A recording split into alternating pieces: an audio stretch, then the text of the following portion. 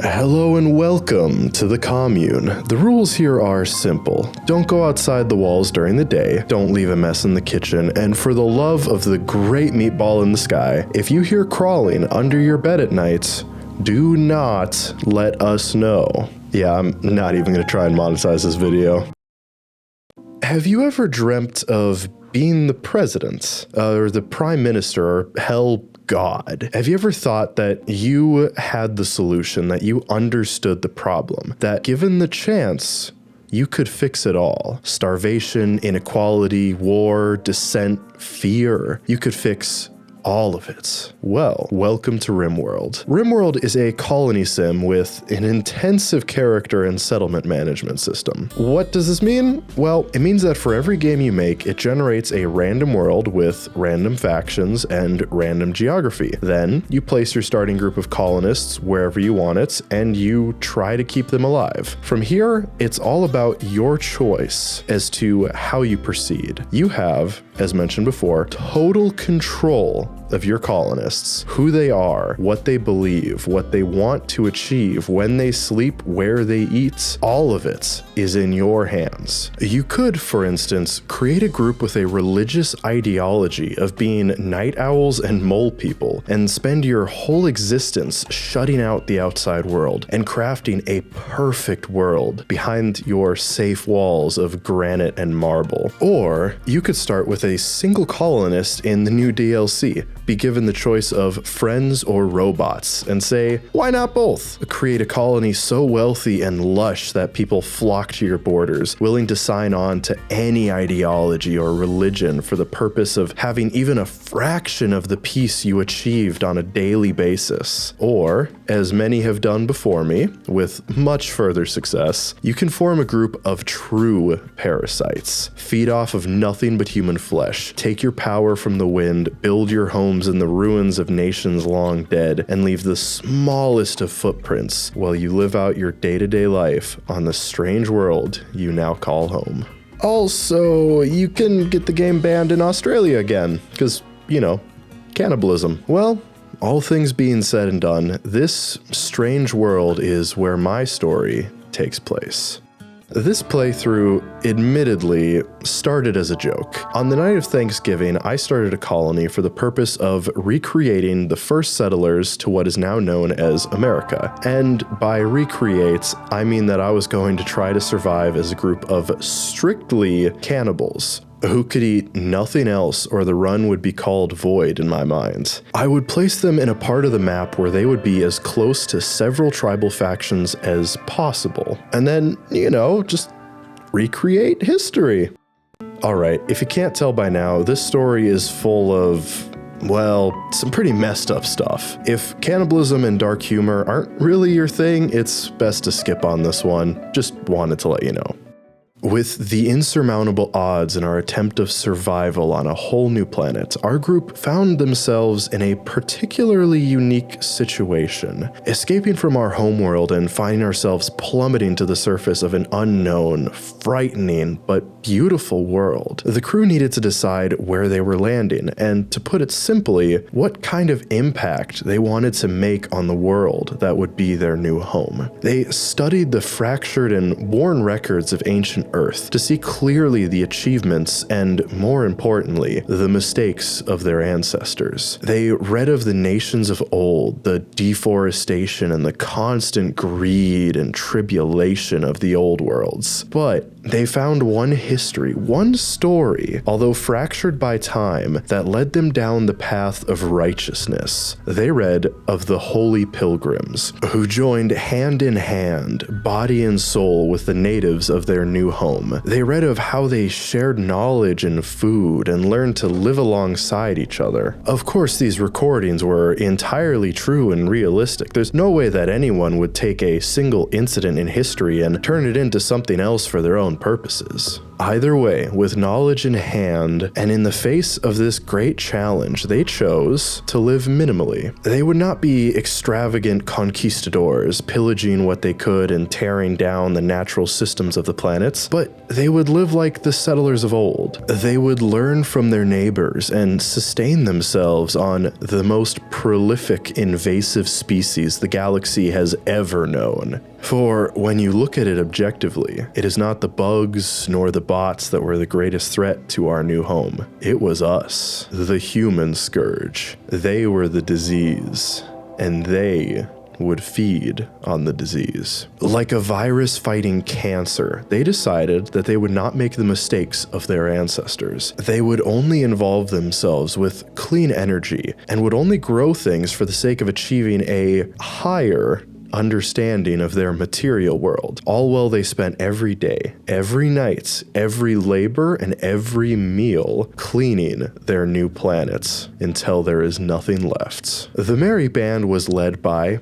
Hannibal, our greatest intellectual, whose wit was second only to his shooting eye. He was the originator of the new way of life, as he called it, as he spent years in space dealing with a cancerous lump on his finger. It was in seeing this lump, this minor little thing that may well eventually be his end, that he did see the great possibilities of our people. Their course was set. They would devour until there was nothing left to devour, and then they would die. Falling quickly in line behind Hannibal was Monchis, the woman with a green thumb, a shocking understanding of the human body, and most importantly, 7 pounds of flake, a revolver, and a hell of a headache. Monchis perhaps did not see the vision as clearly as Hannibal, but she was as devoted as you could hope for in a follower, and firmly placed herself in the second-in-command position. And lastly, they were followed by Eric.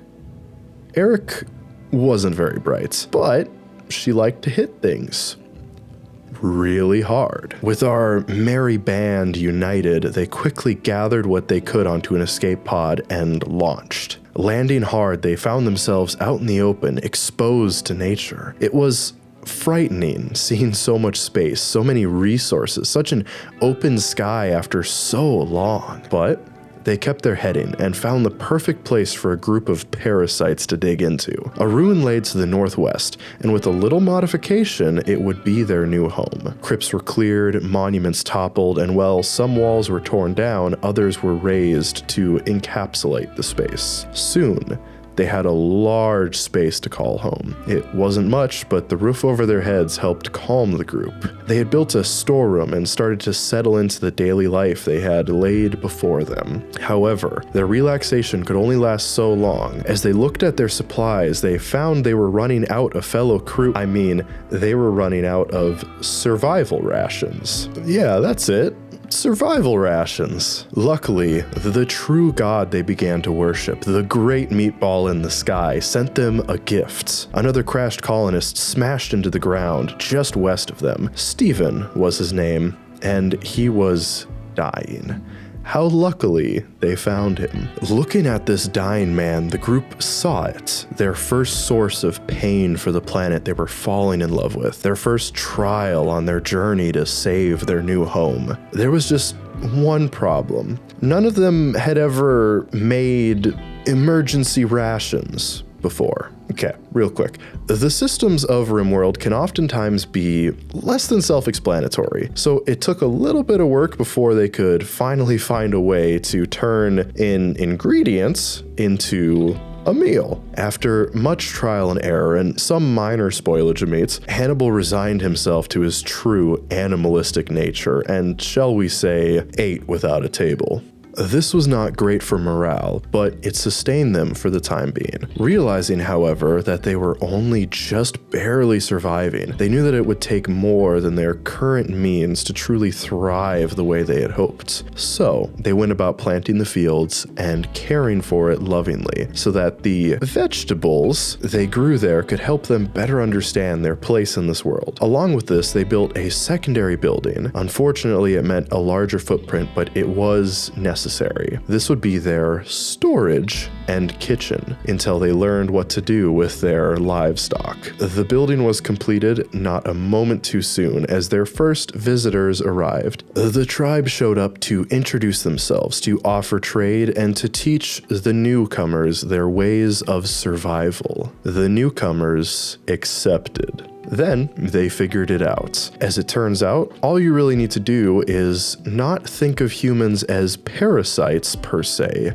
but as animals. From this moment, it was all up and up. With food being produced, they raised great wind turbines to harness the slightest amount of the world's natural energy without leaving too big of a mark, and built a freezer to make sure that nothing was wasted in their great endeavor. More cattle entered, and they continued to advance. Hannibal set about bettering his mind and soul through constant research, while Monchis tended to the medicine of the soul, as she liked to call it. And Eric did whatever they wanted, really. Eventually, they found themselves with an excess of leather, of all things. I wonder where that came from. Deciding not to waste anything, their course was set yet again. Everyone took turns building walls, laying floorboards, and creating the ultimate temple to the Great Meatball. It took days and more leather than expected, but it was complete, with the space for everyone to dine as they like, and knee pillows to remember their purpose and place in this world. Whatever may follow, they were on top. They held a lovely celebration and welcomed another into the fold. Metaphorically speaking, of course. They killed and ate. And then they waited, growing crops and researching and waiting for the next herd to travel through. They passed the time staring at clouds and contemplating their very nature, their existence, their place. It was truly a paradise. And when they ran out of things to do, ran out of needs to fulfill, they just waited and waited, and nobody came. Their situation grew desperate, and unrest started spreading around as the last emergency meal was devoured with great gusto. In the blink of an eye, it went from the great men and women on top to starving, angry parasites back to their animalistic nature. But they had a backup plan. To their east lay the intact ruins of another ancient civilization. If they were lucky, there would be cryopods in there. And where there were cryopods, So, deciding they had no other course of action, a line was drawn in the sand. A section of wall was breached, and they braced themselves for what came next, the fight of a lifetime. This is where the crew learned a valuable lesson. No matter how small of a pond it may be, there is always a bigger fish. To their credit, the three fought to the end and even had a mysterious stranger arrive in the nick of time to help. He didn't. As they lay bleeding on the ground, the horrible creatures unwilling to even finish them off, the three who had believed they had the answers, the solution to the problem, slowly faded into nothingness, off to the great meatball in the sky. However, their story doesn't quite end here. The pods burst open. I'm not totally sure why, but they did. And as it turns out, they held fighters from two opposing factions, both long dead. A three-way fight broke out, with two groups of human and the bugs tearing anything that moved to shreds. In a weird way, the one group that should have been our greatest enemy ended up being our saviors and fulfilling our final deeds. As the fighters finished killing their rivals and blasting those damn bugs into paste, they exited the building and they started to slowly process what exactly was going on. At first, they thought of the strange colonists as their saviors who had valiantly fought to free them from their imprisonment and the bugs. Then they found the settlements, the sleeping quarters, the fields of drugs, and finally, the temple, right next to the kitchen. Sickened by their actions, the newcomers acted without understanding the grand ideals of who came before them. They set fire to the fields, tore down the walls, and set in motion the end of everything they had built. Little did they know that is exactly what they wanted. As the imprint on the world was lessened, the group's very existence returned to their final goal, true tranquility. Nature would retake their temporary homes over time, while people would struggle and die for the crops they grew and the resources they left behind. Their home would be known only as a place of death until it was no longer known. And then their mission would be complete. They would have eaten until the end.